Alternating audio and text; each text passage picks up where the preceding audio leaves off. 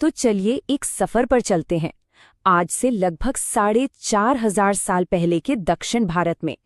वहां हम मिलेंगे उन पहले किसानों से जिनके पीछे एक बहुत बड़ा रहस्य छिपा है। और ये कहानी सिर्फ खेतीबाड़ी की नहीं, बल्कि एक पूरी सभ्यता की नींव रखे जाने की है।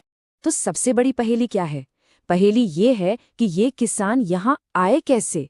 देखिए, आर्कियोलॉजिस्ट को जो बात सबसे ज्यादा हैरान करती है वो ये है कि ये लोग यहाँ अचानक से दिखना शुरू हो जाते हैं, और वो भी खेती की पूरी पूरी जानकारी के साथ।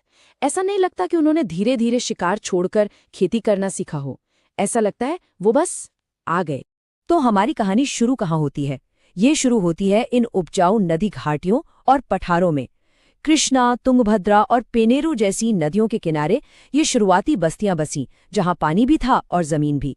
मतलब खेती और पशुपालन के लिए एक बिल्कुल परफेक्ट माहौल। तो सबसे पहला और सबसे बड़ा सवाल तो यही उठता है, ये लोग थे कौन, आए कहाँ से थे? अब इसका सबसे मजबूत सुराग मिलता है उनके मिट्टी के बर्तनों से। यहाँ जो ग्रेवेयर पॉटरी मिली है ना, उसकी स्टाइल उत्तर पूर्वी ईरान के बहुत पुराने बर्तनों से गजब की मिलती जुलती है। और इसी से ये थ्योरी मजबूत होती है कि शायद ये लोग भारत ईरानी बॉर्डर के पास से एक बहुत लंबा सफर तय करके यहाँ पहुंचे थे, और वो पहले से ही एक किसान समाज थे। तो ठीक है, ये लोग आ तो गए। अब देखते हैं कि अगले 1500 सालों में इनकी दुनिया कैसी थी, इन्होंने कैसे तरक्की की और अपनी एक नई दुनिया बसाई। ये जो 1500 साल का लंबा सफर था ना, इसे हम मोटे तौर पर 3 हिस्सों में बांट सकते हैं। पहला फेज था शुरुआत का, जब उन्होंने अपनी बस्तियों की नींव रखी।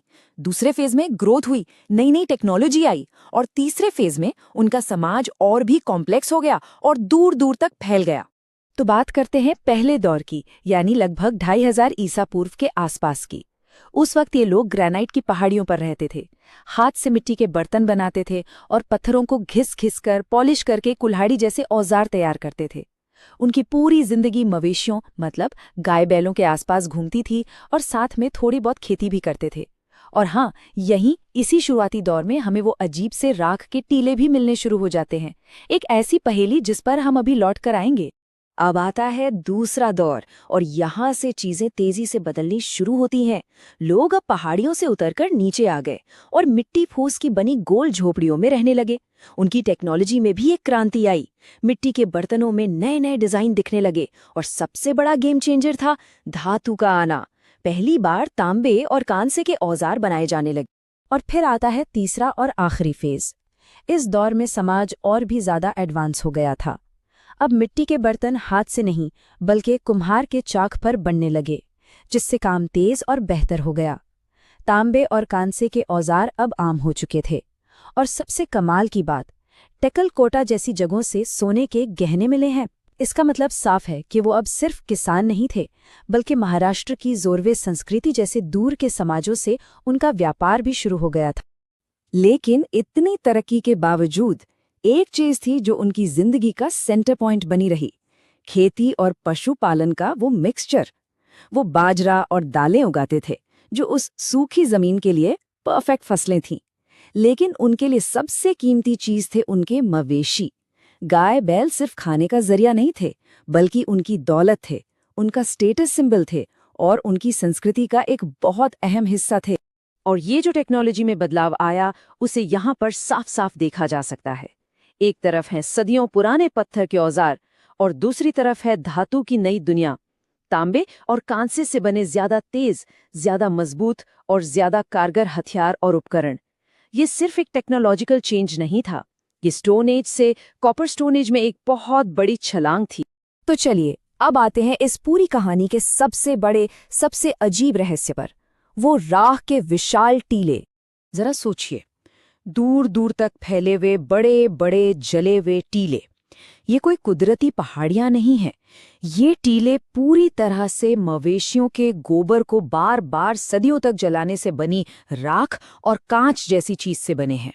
आर्कियोलॉजी की भाषा में इन्हें कहते हैं ऐश माउंट्स, यानी राख के टीले। और कमाल की बात यह है कि ये सिर्फ और सिर्फ दक्षिण भारत की इसी नियोलिथिक संस्कृति में मिलते हैं, दुनिया में और कहीं नहीं। तो सवाल वही है, आखिर इतनी बड़ी मात्रा में गोबर क्यों जलाया जा रहा था?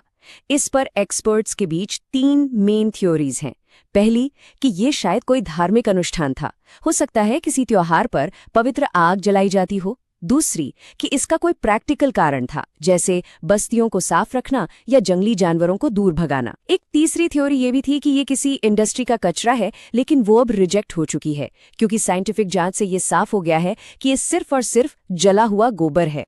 और फिर करीब 1000 ईसा पूर्व के आसपास एक और बड़ा टेक्नोलॉजिकल रेवोल्यूशन आया जिसने इस पूरी संस्कृति का नक्शा ही बदल दिया।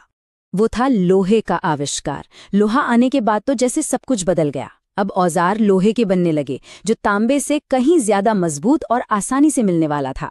लेकिन सबसे बड़ा बदलाव आया उनकी सोच में, उनकी मान्यताओं में। इसका सबूत मिलता है उनकी कब्रों से। अब वो अपने मृतकों को घरों के पास नहीं, बल्कि बस्तियों से दूर बड़े बड़े पत्थरों से बने स्मारकों में दफनाने लगे थे, जिन्हें हम मेगालिथ कहते हैं। और ये जो बदलाव था ना, ये किसी एक दो गांव तक सीमित नहीं था। ये एक पूरी कल्चरल वेव थी, एक लहर जो पूरे दक्षिण भारत में फैल गई, जिसने इस इलाके का चेहरा हमेशा के लिए बदल दिया और एक नए युग की शुरुआत की। ये जो मेगालिथ्स थे, बड़े बड़े पत्थरों से बनी कब्रें, ये सिर्फ कब्रें नहीं थीं, ये मौत के बाद की जिंदगी के बारे में, अपने पूर्वजों के बारे में, उनकी बदलती सोच का एक बहुत बड़ा सबूत थी।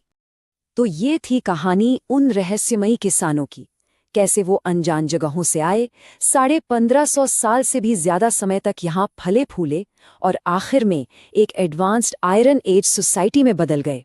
उन्होंने ही आज के दक्षिण भारत की कृषि और संस्कृति की नींव रखी थी। और ये पूरी कहानी हमें आज एक बहुत दिलचस्प सवाल पर लाकर छोड़ देती है कि उन पहले किसानों ने जो खेती और पशुपालन की परंपरा शुरू की थी, उसकी 4500 साल पुरानी विरासत आज भी उस इलाके की संस्कृति और जमीन को कैसे आकार दे रही है। उनकी विरासत आज कितनी जिंदा है।